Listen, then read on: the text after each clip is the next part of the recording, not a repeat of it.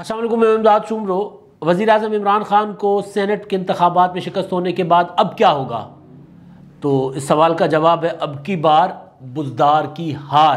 पंजाब में होगी तहरीक अदम एतमाद, ये तजवीज़ है अपोजिशन के पास और जिस पर मुशावरत हो रही है और PDM इसका फ़ैसला करेगा सरबराही इजलास में, जो चंद रोज़ तक मुतवक्के है, जिसका ऐलान मुमकिन है कि मेरे इस व्लॉग आप तक पहुँचने से पहले ही हो जाए। लेकिन बहरहाल कुछ दिनों में सरबराही इजलास है जिसमें मुख्तलिफ़ चीज़ें सामने आएंगी और ये भी देखा जाएगा कि वो जो यूसुफ रज़ा गिलानी को चेयरमैन सेनेट बनाने का ऐलान किया कल बिलावल भुट्टो ज़रदारी ने, उसको पजीराई मिलती है या नहीं मिलती। PDM के सरबराही इजलास में ज़्यादा इम्कान है और ख़बर है कि यूसुफ रज़ा गिलानी हतमी उम्मीदवार हैं और उसकी उसूली फ़ैसला हो चुका हुआ है, उसकी बाज़ाब्ता मंजूरी होगी और 12 मार्च को सेनेट का इंतखाब होना है, सेनेट के चेयरमैन का इंतखाब होना है, क्योंकि सेनेट का चेयरमैन जो है वो 3 साल के लिए होता है। हर 3 साल के बाद आधा सेनेट रिटायर्ड हो जाता है, जिसकी वजह से आधा सेनेट नया आता है, तो चेयरमैन सेनेट जो है वो नया मुंतखब किया जाता है, क्योंकि पूरे के पूरे ऐवान की दोबारा एतमाद चाहिए होता है, वोट चाहिए होता है।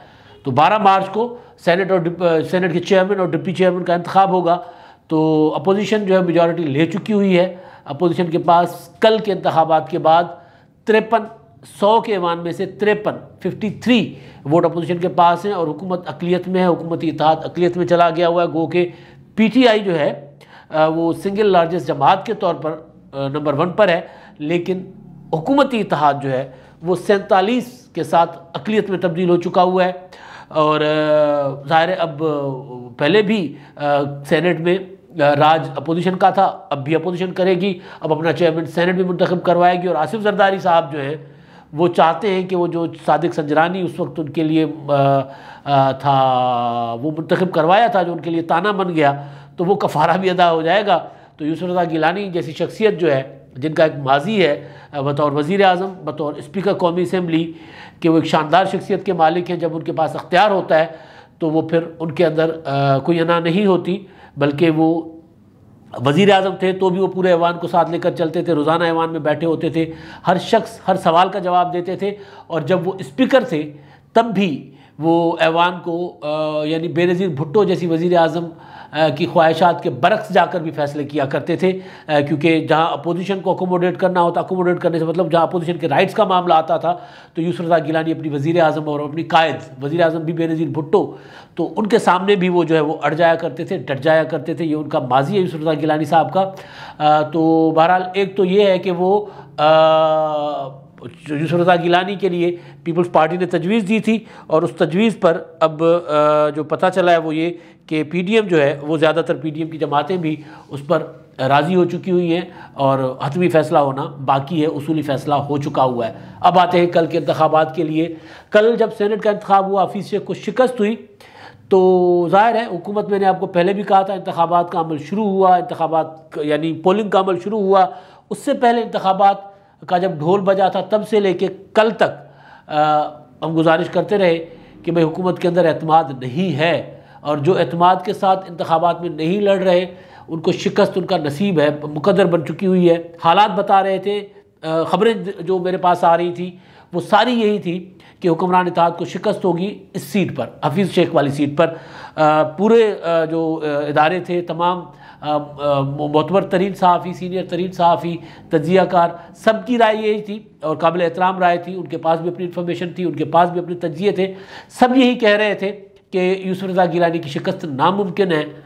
और मेरे जो इतलात थी, मेरे पास जो ख़बरें थी, उन बुनियाद पर मैं गुजारिश करता रहा कि यूसुफ रज़ा गिलानी साहब का पलड़ा भारी है। गिलानी साहब का हारना मेरे लिए अपसेट होता, क्योंकि मेरे पास इन्फॉर्मेशन कुछ और थी जिनकी रात तस्दीक हुई है। मैंने आपको याद होगा कि खबर दी थी कि यूसुफ रज़ा गिलानी डबल सेंचुरी करेंगे। वो व्लॉग पड़ा हुआ है, चंद रोज़ पहले का है, मेरे यहीं पर आप देख लीजिएगा, थोड़ा सा नीचे जाकर कुछ तारीखें पहले जाकर। तो वो डबल सेंचुरी यूसुफ रज़ा गिलानी करेंगे। तो यूसुफ रज़ा गिलानी ने डबल सेंचुरी नहीं की, 169 वोट लिए। शाहिद खाकान अब्बासी ने कहा कि हमारे 30-35 वोट गायब हुए हैं। आसिफ जरदारी ने कहा कि हमें अपनी हमारे कैलकुलेशंस थी, हमारी जो तैयारी थी, हमें उससे 20 वोट कम मिले हैं। और बाकी लीडरान भी यही कह रहे हैं और मेरे पास भी इंफॉर्मेशन यही थी। अब ये हुआ क्या था?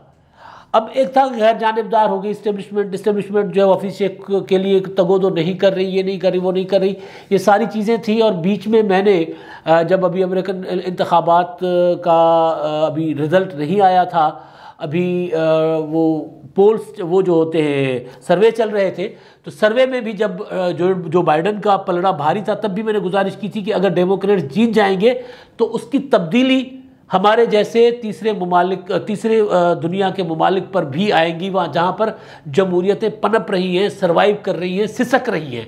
तो हम भी उस मुल्क में हैं जहाँ जमहूरियत सिसक रही है, जहाँ पर अभी हम जमहूरियत का मतलब सिर्फ सोच सकते हैं, जमहूरियत हमने अभी देखी नहीं है। प्रैक्टिकली जो जमहूरियत होती है वो हमने देखी नहीं है। इंसानी हुकूक क्या होते हैं हमने अभी उसको उसी तरह नहीं देखा। तो डेमोक्रेट्स की फतह का ये था कि जनाब वो थोड़ा बहुत जमहूरियतों का भी ख्याल करेंगे, तीसरे दुनिया के ममालिक की तरफ जो जमहूरियतों के ऊपर जो निज़ाम, जो हाइब्रिड टाइप निज़ाम है, कठपुतली राज है, मतलब ज़ाहिर है वो तीसरी दुनिया में सिर्फ हम नहीं हैं, बहुत से ममालिक हैं। इवन इंडिया में जो जमहूरियत के नाम पर खेल खेला जा रहा है वो है, तो वो फिर डेमोक्रेट्स उन पर ज़रा चेक रखेंगे, तो उस तरह चल नहीं सकेगा ये सिलसिला। तो वो मैंने गुजारिश की थी। उसके बाद ज़ाहिर है तो जब ये बाइडन साहब जीत गए तो उसके बाद बहुत कुछ चीज़ें खामोशी से हुई। वो गैर जानिबदारी वाला जो मामला था, बाद में मैंने गुजारिश की कि गैर जानिबदारी जो है ये हमारे लिए नहीं है, ये किसी और के लिए है, और लेकिन ये गैर जानिबदारी, खामोश गैर जानिबदारी अंदर से कुछ और ही है। तो हुआ ये था जनाब के कोशिशें की गई थी सेनेट के इंतखाबात का ढोल बजने के बाद कि किसी तौर पर भी कोशिशें की जाए कि शो ऑफ हैंड के ज़रिए इंतखाबात हो, ताकि कोई बाकी मीन्स इस्तेमाल ना करने पड़े, ताकि जिससे मुदाखलत का तासुर ना जाए। तो ये कोशिश की गई, लेकिन जब ये कोशिश नाकाम हुई, यानी आखिरी वक्त तक की तवक्को थी, उम्मीद थी, और इसी वजह से इमरान खान साहब टिला जोगियाँ जाकर बैठे हुए थे कि भाई कोई 2 दिन के बाद इंतखाबात हैं, सेनेट के, और वज़ीर आज़म साहब जो हैं वो जंगल फिर रहे हैं, बनवास कर रहे हैं जाकर। तो वो इसके पीछे वजह ये एतमाद था कि जनाब सुप्रीम कोर्ट से शो ऑफ हैंड के हक़ में कोई फ़ैसला आएगा, फिर इलेक्शन कमीशन के ज़रिए कोई ना कोई ऐसा तरीका निकलवा लेंगे जिससे पता चल जाएगा कि वोट जो है वो किसने किसको डाला। तो ये सारी चीज़ें जो थी वो जब नहीं हुई, तो फिर आखिरी 2 रातें, वो जो शाहिद खाकान अब्बासी कह रहे हैं कि जनाब आखिरी 2 रातों की तारीख़ है वो सामने आ जाएगी। तो फिर जब पता चला कि जनाब अब कुछ नहीं हुआ, तो फिर आखिरी 2 रातों को कुछ कुव्वतें मुतहरिक हुई। इन्होंने वो जो 30-40 अरकान तोड़ लिए थे अपोजिशन ने हुकूमत के, यानी ये जो 35 बकौल शायद खाकान अब्बासी के हमारे पास थे, तो 16-17 आए, कुछ इधर उधर हो गए, 20 वोट आसिफ जरदारी कह रहे कम हुए। तो ये जो तोड़ लिए थे, तो उनमें जिन तक अप्रोच हो सकती थी उनको वापस कर दिया गया, यानी उनको वापस ले जाया गया अपने ठिकानों पर कि भाई वो गलत जगह पर आ गए हो, याद है ना, गलत जगह पर आ गए हो। वो जो PTV पर हमला हुआ था उसमें धरनों में, वहाँ पर फिर एक आपने सीन तो आपको याद ही होगा कि एक साहब जाते हैं और वो PTV के अंदर घुसकर वो जो लड़के गए हुए थे तारुल कादरी साहब के और इमरान खान साहब के जवान टाइगर्स, तो उनको जाकर उन्होंने कहा था कि भाई आप गलत जगह पर आ गए हो, कहीं और जाना है, चले निकल गए। तो फिर अरकान कौमी असेंबली को ये कहा गया आखिरी 2 रातों में जिनके साथ अप्रोच हुआ, जिनका पता चला कि जनाब ये जो है वो अपोजिशन के साथ मिल चुके हुए हैं, तो उनको जाकर कहा गया कि आप गलत जगह पर आ गए। तो वो फिर उसमें से कुछ वापस चले गए। ये आखिरी 2 रातों में काम हुआ। तो लेकिन क्योंकि MNAs जो बाकी जो थे, जो डट गए या जो जिनका पता नहीं चल सका कि और कौन है, उन्होंने फिर काम दिखा दिया और इमरान खान साहब का खेल हो गया ख़त्म। अभी प्रैक्टिकली खेल ख़त्म हो गया, अब गेम ओवर हो गई हुई है। अब जो दूसरा मामला कि वो पंजाब वाला, कि पंजाब का जो मैंने जिक्र किया उस्मान बुज़दार साहब की हार, तो उस्मान बुज़दार साहब की तरफ PDM जो है वो मुशावरत कर रही है कि अब इमरान खान साहब कौमी असम्बली में क्या करते हैं, वहाँ पर एतमाद का वोट लेने का ऐलान किया है, वो बरकरार रखते हैं, क्या करते हैं, उसके बाद PDM की हिकमत अमली होगी, वो PDM 1 हफ़्ते के बाद अपना फ़ैसला करेगा। और उसमें यह भी होगा कि कौमी असम्बली में तो हमने साबित कर दिया कि इनके पास मेजॉरिटी नहीं है, तो अब उसके बाद तहरीक कदम एतमाद लाने की ज़रूरत पड़ती है या कुछ और होता है, वो एक अलग मामला। लेकिन पंजाब में भी तो वही सेम फ़र्क है, पंजाब में भी तो लोग नाराज़ हैं, तो फिर बुज़दार सरकार को भी तो ज़रा हिलाएं। तो बुज़दार के ख़िलाफ़, उस्मान बुज़दार साहब के ख़िलाफ़ तहरीक अदम एतमाद का सोचा जा रहा है कि वो भी किया जाए ताकि लगे हाथों इनको भी निबड़ लें और यहाँ सब पर भी जो तब्दीली सरकार का सफाया किया जाए। तो ये भी PDM सोच रही है।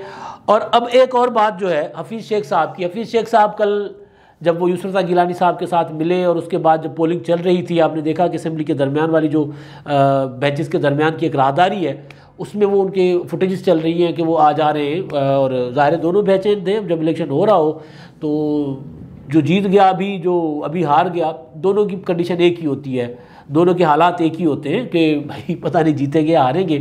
जिनको यकीन भी होता है कि हम जीत रहे हैं, वो भी रिज़ल्ट आने तक वो भी परेशान होता है ज़हनी तौर पर, उसके दिमाग में पता नहीं क्या क्या ख्याल आ रहे होते हैं। तो बहरहाल उस दौरान हफीज़ शेख साहब ने यूसुफ रज़ा गिलानी साहब के साथ एक ख्वाहिश का इजहार किया था। वो ख्वाहिश बड़ी खबर है, वो ये कि अगर मैं आपसे हार गया तो फिर मैं चला जाऊँगा, फिर मेरे मुआविन यहाँ पे नहीं रहना, क्योंकि उनको वज़ीर बनाया हुआ है। वज़ीर से फिर डिमोट होकर मुआविन बनेंगे या मुशीर बनेंगे।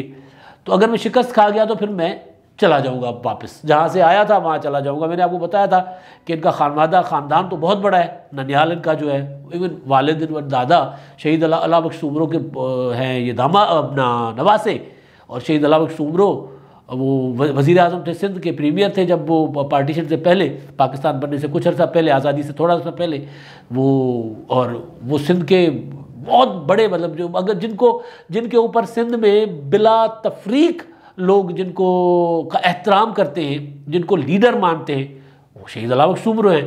तो शहीद अल्लाह बख्श उमरों साहब के हैं ये नवासे, लेकिन उनका अपना पाकिस्तान की सियासत में हफीज़ शेख साहब का सिवाय वजारत के कोई इंटरेस्ट नहीं होता। तो वो वजारत अगर नहीं मिलेगी, वो मैंने आपको पहले ही कहा था कि वो फिर अपना बोरिया बिस्तर बांधेंगे, चले जाएंगे। जैकाबाद जैसे गर्म शहर में अब गर्मियाँ भी आ गई हैं, कराची में भी वो नहीं रहेंगे, नहीं रह सकते, किसी ठंडे मुल्क में जाकर जहाँ ये आलमी इदारों के अफसर हैं वहाँ चले जाएंगे, नौकर तो नहीं है, अफसर हैं। तो बहरहाल वो चले जाएंगे। तो उन्होंने अपनी ख्वाहिश का इज़हार कल कर दिया था, अपने फैसले का बता दिया था पहले ही, क्योंकि उनको भी पता लग गया था कि यार सामने यूसुफ रज़ा गिलानी है, जीत पता नहीं कितनी हो। तो ये ख्वाहिश उन्होंने कल कर दी थी वहाँ पर। और एक और मामला बड़ा ज़बरदस्त, बड़ा दिलचस्प, वो ये है कि कल जो वोट ज़ाया हुए 7, उनमें से वज़ीर आज़म का वोट भी ज़ाया हुआ। ये पता कैसे चला? बड़ी दिलचस्प कहानी है। अब कहानी बताने वाले दरोग बगरदन रावी, लेकिन वो कोई गलत नहीं बता रहे। वो बड़ा कमाल, मतलब मैंने कल एक ट्वीट भी किया था, वो ये था कि फ़र्ज़ कर लें कि हफीज़ शेख एक वोट से हारते हैं और वो एक वोट भी ज़ाया जाता है, जिसकी वजह से उनको शिकस्त होती है या टाई हो जाता है, बराबर हो जाता है। तो फिर फ़र्ज़ कर ले अगर ऐसा होता है तो शहरियार आफरीदी के साथ इमरान खान साहब क्या करेंगे? और उससे पहले मैंने एक ट्वीट किया था, मेरा ट्वीट देख लीजिएगा आप। मैंने कहा था कि मुझे लगता है कि वज़ीर आज़म इमरान खान साहब भी जो हैं वो अपना जो वोट ज़ाया कर बैठे हैं। मुझे लगा था, मुझे ऐसे ही, मतलब उनकी जिस तरह जल्दबाजी में आकर वो वोट डाल के गए थे, मुझे लगा था कि कहीं ना कहीं कोई गड़बड़ है। और फिर मैंने एक सवाल, एक खदशा, एक अनुमान होता है, वो छोड़ दिया। और वो एक थोड़ा सा मजाक में भी था। लेकिन फिर जब इलेक्शन हो गया तो पता चला कि जनाब वज़ीर आज़म साहब का भी वोट ज़ाया हुआ है।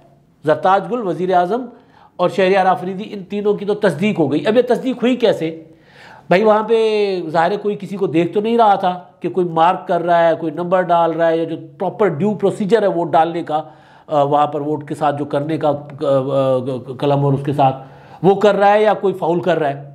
जो फाउल हुआ तो यानी अगर नंबर लिखना है, नंबर शुमार करना है, मार्किंग करनी है या टिक मार्क करना है, क्या करना है, मतलब टिक मार्क कर किया तो मतलब वोट ज़ाया, और वहाँ पे कोई नंबर देना था, कोई अदद लिखना था, तो वो उससे वोट काउंट होता है। और वो प्रॉपर कोई प्रोसीजर था, वो समझाया गया था सबको। ये बड़ा मुश्किल होता है, सेनेट के इलेक्शन बड़े मुश्किल होते हैं समझना। बहरहाल इतना पता है कि अगर वो जो प्रोसीजर से हट के कोई चीज़, कोई डॉट भी आ गया तो वोट ज़ाया हो गया। तो अब हुआ ये कि जनाब जब शहरियार आफरीदी साहब ने, वज़ीर आज़म साहब ने जब वोट डाला, वोट डालने के बाद जब वो अपने, क्योंकि वहाँ रुके तो नहीं ना रुके, वो चले गए अपने चैम्बर में। तो फिर सारे खुशामदियों का टोला, क्योंकि वज़ीर आज़म वो किसी भी जमात का, तो फिर खुशामदियों का एक टोला साथ साथ, तो सारे खुशामदियों का टोला जो है वो घूमता घूमता पीछे चैम्बर चला गया। और चैम्बर में जाके शहरियार आफरीदी ने वहाँ पर ये बात कर ली कि मैंने तो वहाँ सिग्नेचर किया है। तो वज़ीर आज़म साहब को गुस्सा आया, क्या कर दिया तुमने, तुम्हें वोट डालना नहीं आता, तुमने सिग्नेचर कर दिया, वोट ज़ाया कर दिया, ये कर दिया, वो कर दिया, वहाँ पर टिक मार्क करना था। तो ज़रताज गुल ने कहा जी मैं टिक मार्क करके आई हूँ। वज़ीर साहब ने कहा जी बिल्कुल मैं भी टिक मार करके आया हूँ। वहाँ एक बैठे शख्स थे, अब कोई शामिमुद कुरैशी साहब का नाम ले रहे हैं, कोई किसी का, लेकिन उन्होंने कहा कि जनाब टिक मार्क नहीं करना था, वहाँ पे तो ये वाला काम करना था, वहाँ पे नंबर देना था, या वहाँ पे ये प्रोसीजर था।